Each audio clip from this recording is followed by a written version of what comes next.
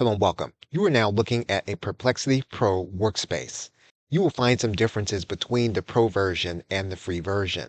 There are some things that you can do in addition to being able to do certain things without limits that you have with the free version.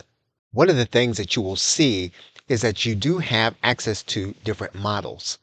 And depending on when you see this video, you will see models that are added that will give you added flexibility in the way that you engage with the chatbot and in search. In this video, you'll see Claude Sonnet, Sonar Large, both of which are associated with Claude, GPT-4o, which is the latest advanced model by OpenAI. You'll see Grok-2, which is the latest model by xAI, and then another Claude model. And of course, you have the default model to be used, created by Perplexity. In order to have access to the Pro tools, you'll need to make sure that you are toggling on Pro. For example, if you toggle off Pro, you'll be using the same tools as the free version. And again, if you toggle Pro on, you'll be using the Pro version.